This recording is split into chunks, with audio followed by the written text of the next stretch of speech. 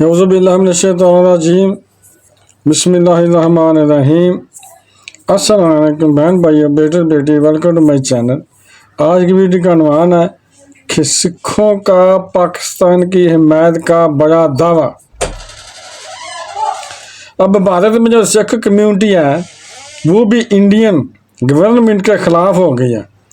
ناظرین، جس سرزمین پر کبھی گرو نانک نے بھائی چارے، امن اور عدل کا پیغام بھیجا تھا، آج وہاں کی دیواریں کچھ اور ہی کہانیاں سنا رہی ہیں۔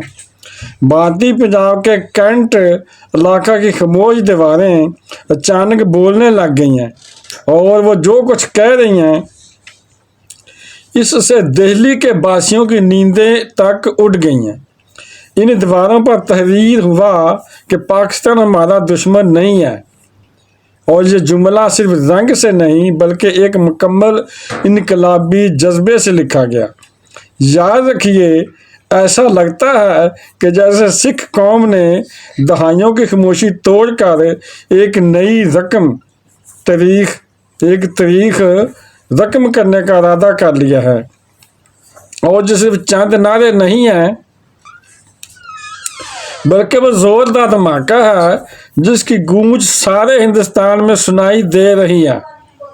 سکھ رہنماؤں نے کھل کر اعلان کیا ہے کہ اگر بھارت نے پاکستان سے لڑائی کی تو سکھ برادری سرحد کے اس پار پاکستانیوں کے سپاہیوں کے ساتھ کھڑی ہوگی۔ پاکستانی فوجیوں کے لیے ہم لنگر بھگائیں گے، ماشاءاللہ، ان کے ساتھ مورچوں میں کھڑے ہوں گے اور بھارتی فوج کا پوری طرح راستہ روکیں گے۔ یہ سب صرف ایک جذباتی اعلان نہیں تھا بلکہ ایک سوچا سمجھا تاریخی بغاوت کا آغاز ہے۔ سکھ عدل کے جو متحرک رہنما ہیں، ان کا کہنا یہ تھا کہ جو عالمی پلیٹ فارم پر بھارت کے مظالموں کو بار بار جو ان کے رہنما بے نقاب کرتے آئے ہیں، اب ایک نئی تحریک کی قیادت کرتے ہوئے نظر آ رہے ہیں۔ ان کا یہ مطالبہ ہے کہ پاکستان اقوام متحدہ میں خالصتان کی آزادی کے لیے ریفرنڈم کی کھل کر حمایت کرے اور خالصتان کو ایک خود مختار ریاست کے طور پر تسلیم کرے۔ اور ان کے جو لیڈر ہیں، انہوں نے وعدہ کیا ہے کہ سکھ قوم پاکستان کی سلامتی کی ضمانت بنے گی اور بھارتی فوج کو پاکستان کی سرزمین سے نہیں گزرنے دے گی۔ اور بھارتی سیاست کی چالاکیاں بھی اس بہانے کا حصہ بنی ہوئی ہیں۔ ایک سکھ رہنما نے انکشاف کیا کہ پلوامہ جیسا واقعہ جو ہے مودی گورنمنٹ کا ایک منصوبہ تھا۔ اس کا مقصد کیا تھا؟ ہندو ووٹ بینک کو ابھار کر انتخابی فائدہ حاصل کرنا تھا۔ اور ان کی سکھ تحریک رہنما کے جو لیڈر ہیں، انہوں نے یہاں تک بھی کہہ دیا ہے کہ ہر بار جب بھارت میں الیکشن ہوتے ہیں تو وہاں کی گورنمنٹ ایک مصنوعی بحران پیدا کرتی ہے، دنیا کی توجہ ہٹاتی ہے اور الزامات پاکستان پر لگاتی ہے، اور یہ پرانا کھیل اب بے نقاب ہو گیا ہے۔ بھارت کی اقلیت دشمنی اور خاص طور پر سکھوں کے ساتھ 1984 کا خونی سلوک اب ان کے دلوں میں آج بھی ایک زخم کی صورت میں زندہ ہے۔ سکھ قوم جانتی ہے کہ دربار صاحب پر حملہ کوئی اتفاق نہیں تھا بلکہ انہوں نے ایک منصوبہ بنایا تھا کہ جس کا مقصد نسل کشی تھا، اور یہی زخم اب نئی نسل کے ہاتھوں میں تحریک بن کر جاگ چکا ہے۔ اور ایک اور چونکا دینے والی ڈیمانڈ یہ ہے کہ پاکستان کو افغانستان کو آزاد ریاست تسلیم کرنے کی عالمی مہم کا آغاز کرنا چاہیے، تاکہ خطے کی اقلیتیں، محکوم قومیں اور حق کی تلاش میں سرگرداں آوازیں جو ہیں ایک ساتھ اٹھ سکیں۔ اور یہ نظریہ صرف خالصتان تک محدود نہیں رہا بلکہ ایک وسیع تر بیداری ہے جو پورے جنوبی ایشیا کو اپنی لپیٹ میں لینے والی ہے۔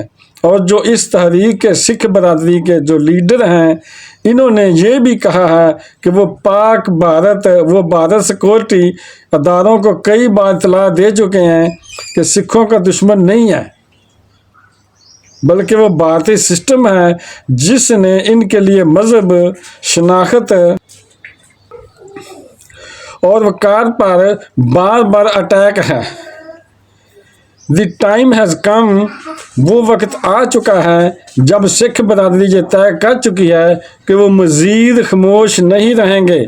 भारतीय मीडिया इस वक्त चुप साधे बैठा हुआ है, लेकिन सोशल मीडिया पर सिख नौजवानों की वीडियोज़, पोस्टें और लाइक सेशंस एक तूफान की मानिंद उभर रहे हैं।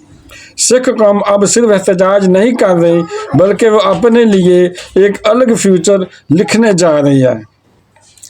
और खालिस्तान के नाम पर, हक के नाम पर और इंसाफ के नाम पर जो जवानों से बरसों से छीन लिया गया है, सिर्फ एक तहरीक नहीं है, ये वो आग है जिसने मुस्तकबिल की सियासत, जोग्राफिया और ताकत के तवाज़ुन जुड़ सकते हैं।